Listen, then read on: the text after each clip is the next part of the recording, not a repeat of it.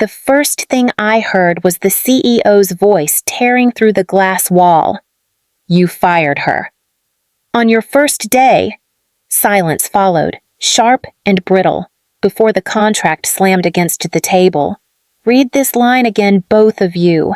Someone gasped. Someone whispered my name.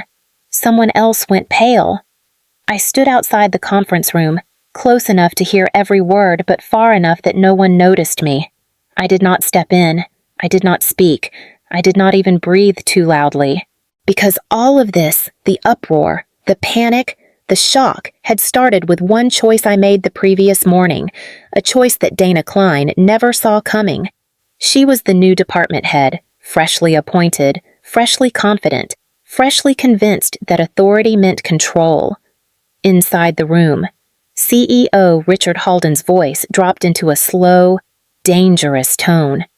"Dana, this contract requires one representative. One name, Clara Whitford. Do you understand what that means?" He paused. "Do you understand what you've done?" I could picture Dana trying to hold her posture. She always squared her shoulders when she lied. I thought her role was replaceable. She managed. Halden let out a humorless laugh. "Replaceable. She has been the designated technical and legal lead for 3 years. You fired the only person authorized to finalize the deal with our partners in Tokyo and Singapore. And you did it because he flipped a page. You wanted to."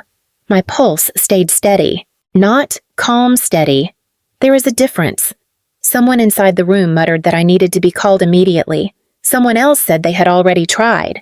Phones had been ringing since dawn, vibrating across my nightstand, buzzing against my kitchen counter. None of them mattered yet. I remained where I was, listening as Dana whispered. I did not know. No, she did not. Yesterday morning she looked me straight in the eyes and never once imagined that firing me would touch anything beyond her own ego. I stepped back from the conference room door. 24 hours earlier, she had told me I was finished. 24 hours earlier, I had smiled, and that was where everything truly began. Dana Klein called me into her office that morning with a tone meant to sound casual. "Clara, could you step in for a quick introduction? I had never met her before, only heard her name whispered around the halls an external hire brought in to shake things up. When I walked in, she shut the door behind me with a soft click. It was the kind of deliberate gesture people use when they want control before they even speak. She extended her hand. "Dana, your new department head." Her smile was bright, polished, too perfect. I shook her hand. "Clara Whitford, Senior Systems Lead." She glanced at my badge, then at the framed credentials on her desk. 12 years here. "Right," she said. Her voice carried a note of curiosity, but the kind that comes before judgment, not interest. "Yes," I answered. Dana sat, crossing one leg over the other like she had practiced the pose. "I've heard you were influential around here," she said. "People rely on you more than they should." I held her gaze. "I lead the Horizon Bridge architecture and international compliance sign-offs. That's my role." "I know," she replied, though the way her fingers tapped the desk told me she did not. She opened a folder, not mine, not any real report, just a blank onboarding binder, and flipped a page she clearly had not read. "Well," she said, "I prefer a clean start." I felt the shift a moment before she spoke. "Clara," she said lightly, "you're fired." My breath caught just once. "I'm sorry," I said.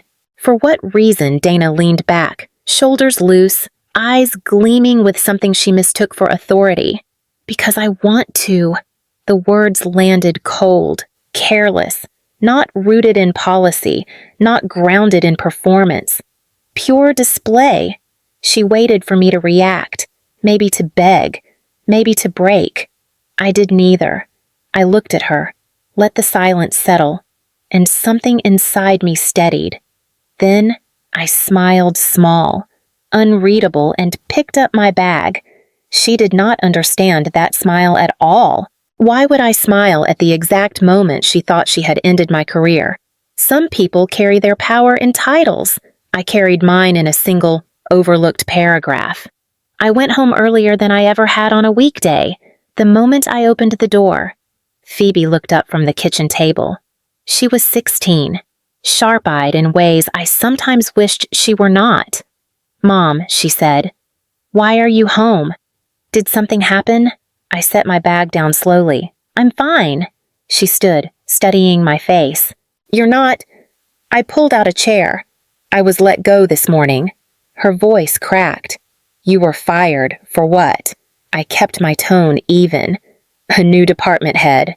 She made a decision. I did not tell her about rent, tuition, insurance, or how precarious our life had been since the divorce. I did not tell her that 12 years of work could vanish in one sentence. Phoebe pressed her lips together. They made a mistake. I wished I could believe it was that simple. After she went to her room to study, I sat at my desk and unlocked the encrypted drive I had maintained for years. Notes, drafts, negotiations, all the versions of the Horizon Bridge contract before legal finalized it. When I scrolled to the last approved file, my chest tightened. There it was, the clause I had insisted on after a partner tried to force a replacement years earlier. It required a single technical and legal representative with end-to-end architectural authority. The partner had demanded it, legal had approved it, and the board had agreed to attach my name permanently to that role. If I was not present, the partner could walk away without penalty. It was one of the few protections I had fought for and actually won. Dana never looked at it. She did not read one page before deciding her authority mattered more than the work that held this company together. I closed the file and leaned back, listening to the quiet hum of the apartment. What would they do when they learned I was not just replaceable, but the only person who could finish what they had already promised the world? I woke to my phone vibrating against the nightstand once, twice, then relentlessly, every few seconds. When I finally turned it over, I counted 7 different office extensions, all missed calls, all urgent. I let the screen go dark. At that same moment, several floors above downtown Seattle, the leadership wing at Axiom Frontier was unraveling. The team in Singapore had emailed requesting immediate confirmation for the final negotiation meeting. They wanted the designated representative present. They used my name in bold. CEO Richard Halden stepped into Dana Klein's office with the email still open on his tablet. "Where is Clara?" he asked. Dana swallowed. She's not here." Halden stared at her. "Then bring her in." "I can't." "Why not?" Dana's voice thinned. "I terminated her yesterday." The pause stretched long enough to freeze the air. Halden's voice snapped like a whip. "She is the only authorized representative. You fired her because you wanted to. I thought her role was flexible." Dana rushed out. "The team can cover." "They cannot." Halden slammed the contract onto her desk. "The clause is binding. Without her, the partner withdraws." "Do you understand the scale of this?" Dana's breath trembled. "No one told me. The documentation wasn't— It was—" He cut in. "You never read it." While their voices rose, my phone buzzed again, then again, vibrating across the kitchen table where I had set it aside. Silence felt steadier than any explanation I could offer them. Silence was control. When the phone rang a final time, the caller ID displayed a direct number I had never seen on my screen before. Richard Halden. I let it ring twice before answering. "Clara," he said, breath tight. "We need to speak. Immediately." His urgency filled the line. Mine stayed quiet. Would I agree to return or let them feel the full weight of firing the only person they could not replace? I met Richard Halden in a small cafe in Pioneer Square, the kind of place where conversations felt contained, sealed off from the world. He opened his mouth as I sat down, but I raised a hand first. "An apology won't fix this," I said. He closed his jaw, exhaled slowly, and nodded. "All right, then let me start with the reality. Dana's decision has put us within inches of losing a multi-country agreement we spent 3 years building." I folded my arms. I know exactly what that agreement costs to lose. She acted impulsively. He added, she misread her role. She underestimated yours. That part is obvious. Clara, he said, leaning forward, I need you back. The partners want confirmation today. They asked for you by name. I let the words settle between us. Then I spoke, calm but unmoving. If I return, it will be under conditions you will commit to in writing. His eyebrows lifted. Tell me what you want. Full authority over Horizon Bridge and the negotiation phases. I said, no shared oversight. He hesitated but nodded. Fine. Written protection from arbitrary termination. I will never sit in front of another Dana again. That's reasonable, he said, though his jaw tightened. Dana is removed from anything involving my team, directly or indirectly. He swallowed. Agreed. I held his gaze. And there will be a mandatory review of how leaders are appointed. Every department head must be vetted for competence, not personal networks. This time he paused longer, long enough that I wondered if he would push back. Eventually, he said, if that's what it takes to stabilize this company, then yes. I leaned back. Good. Then send it to me in writing. You won't sign now, no, I said. Not until I see sincerity. Not panic. For the first time since we sat down, he understood I was not negotiating for a position. I was negotiating for a future, and now that I held every piece of leverage, I wondered how Dana would react when she realized the deal she thought belonged to her was already gone. Dana arrived early. I could tell because when I stepped into the conference wing, the hallway outside the technical meeting room was already stiff with tension. Inside, she had taken the chair at the head of the long table, her arms folded like she was bracing the whole floor into obedience. A few engineers sat scattered around, their eyes fixed on their notes instead of on her. She lifted her chin when she saw me. Clara, I'll be facilitating today. No one moved, not even a nod. I walked to the opposite side of the table, placed my binder down, and pulled out the prepared agenda. The partners asked that I lead the technical portion, I said, keeping my voice neutral. A quiet ripple passed through the room, subtle relief. Dana's smile tightened. I can handle it. Before she could insist further, the screen flickered, and the teams from Tokyo and Singapore appeared. Their greetings were formal, precise. I bowed slightly toward the camera. Thank you for joining, I said in English. Then I shifted into Japanese to welcome the Tokyo delegation. Matching their tone and speed, their expressions warmed immediately. Respect, not theatrics. Dana straightened in her chair, as if the shift in language had stolen the air she was holding. We began the review. Tokyo asked about secondary integration thresholds. Dana jumped in too quickly. The load decay rate is 14%, she said. One of the Singapore leads frowned. We were told 3%. It is 3%, I said gently, turning a page. Maintained through the multi-node architecture we finalized last quarter. Dana stiffened. I was getting to that. I continued, not unkind, just steady. Every answer had to be exact. Every detail needed clarity. Within minutes, the partners addressed only me. Questions flowed toward my side of the table. Never hers. Dana tried twice more to insert herself, but each attempt dissolved into confusion she could not mask. Then Tokyo's director said it plainly. For finalization, we require Clara Whitford as project lead. Dana sat back, frozen. Competence, not authority, had just chosen the room's leader. The email arrived just after noon. Subject line revised figures. Cinder the Singapore security lead. Attached a spreadsheet with numbers I had never written in my life. I stared at it for a long second before replying. We did not send this version. His answer came almost immediately. It was sent from your account. The call that followed was worse.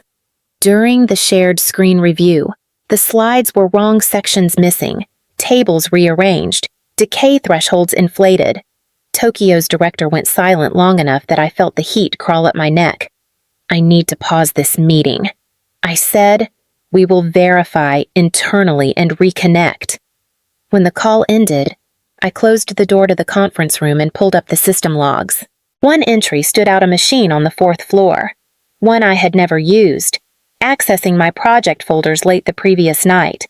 View rights I recognized, edit rights I did not. I was still staring at the timestamp when I heard the door ease open. Leo, one of the younger engineers I had mentored years ago, stepped inside. He held a small USB drive in both hands, like it burned. "I think you need to see this," he whispered. "What is it?" He swallowed. "Dana's IT assistant. I saw him in the restricted server room. He claimed Dana told him to check a few files, but he was editing them. I recorded the access list before he logged out." He extended the USB. His fingers shook. I took it gently. "Thank you. Leo, this helps more than you know." He nodded once and slipped out. I opened the drive, and the evidence filled the screen: timestamps, file alterations, paths that led straight back to Dana's request. This time, she had crossed into sabotage, and now the decision was mine: expose her immediately, or let her sink herself further without my help. The 7th floor conference room had been transformed overnight. Screens lined the walls, each one glowing with timestamps, access logs, and snippets of surveillance footage. It felt less like a workplace and more like a tribunal waiting for a verdict. HR sat at one end of the table, legal at the other. Compliance filled the space between, quiet and sharp-eyed.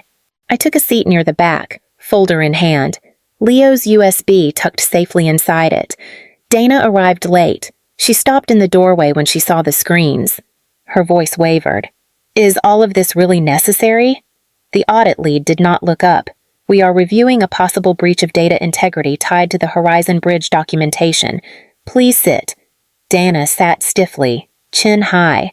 The first screen lit with footage her IT assistant entering the restricted server room at 21:24 the night before. Another clip followed him opening my folder path. The room felt smaller with each second playing out on that wall. Dana jumped in quickly. He was reviewing access protocols. I requested a routine check. Legal clicked to the next file. "Then why do the logs show edits, multiple edits, and why do they correspond directly to the corrupted files sent to Singapore?" Dana's breath hitched. "Misassigned access rights. It happens. The system sometimes..." The audit lead cut her off. "Our system does not misassign rights. And the backup server matches these logs exactly." I opened my folder quietly and slid the printed evidence forward: Leo's logs, the altered versions, the unauthorized transmission chain. No commentary, just paper. Dana's eyes darted toward me. "She is trying to frame me. I spoke once. Only once. The facts speak for themselves." The room went silent. Midway through the review, CEO Richard Halden stepped in. He stood behind the auditors without a word, listening as the final timeline appeared on screen. His expression never changed, but the disappointment in his eyes pressed heavier than anything said aloud.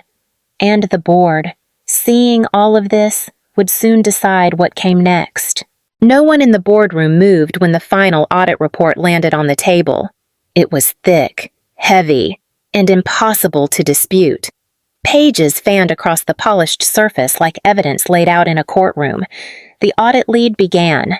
"We found deliberate data manipulation, unauthorized access, and falsified transmissions sent under Clara Whitford's credentials. All activity traces back to Dana Klein's direction or to her assistant acting on her behalf." Dana's breath came out in short, panicked bursts. "That is not accurate," she snapped. "Clara is twisting this. She has been planning to take my position since the moment I arrived." Her accusation hung in the air. I lifted a folder and opened it calmly. "These are independent server backups," I said. "They are time-stamped and verified by both the backup system and the compliance team." I slid the documents toward the board. "And this is a statement from engineer Leo Park, who witnessed your assistant entering the restricted server room to alter my files." Dana shook her head violently. "He is lying. He misunderstood." One of the board members interrupted. Your assistant confirmed the access rights in a preliminary interview yesterday morning. Color drained from Dana's face. Another board member added, "You claimed these edits were system glitches. The logs do not support that. Your explanations contradict each other." Dana grasped for anything. "I was trying to help the company." Clara deliberately, "Stop." CEO Halden said quietly. His voice carried enough finality to silence the entire room. The board convened for only a moment before delivering the decision. Dana was removed from her position effective immediately and referred for industry-wide ethics review. No appeal, no negotiation. Halden turned to me, his tone softened. "Clara, the company needs stability and a culture built on transparency. We would like you to step into a new role, Director of Systems Integrity." I sat back, absorbing the weight of everything that had unfolded. With Dana gone, a different path opened in front of me, one I had never expected to choose for myself or for the company I had nearly walked away from forever. Karma did not come loudly. It came quietly by letting the truth stand where lies collapsed. I accepted the role of Director of Systems Integrity the next morning. Halden met me outside his office and handed me the signed appointment letter himself. "You'll have full autonomy," he said. "Build this place into what it should have been years ago." "I will," I answered, and meant it. My first step was simple rebuild from the inside. I called the engineering leads together and outlined a new hiring structure, merit-based, transparent, insulated from politics. Then I asked for a list of junior staff who had been overlooked under Dana's leadership. Leo was on that list. So were 3 young women who rarely spoke in meetings. "I want them trained," I said, "not to survive here, but to lead here." That afternoon, I returned to my office to find a thin envelope slipped under the door.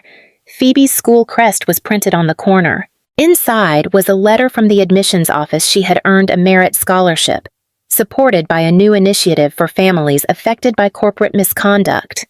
When she called me, her voice shook with excitement. "Mom, this changes everything."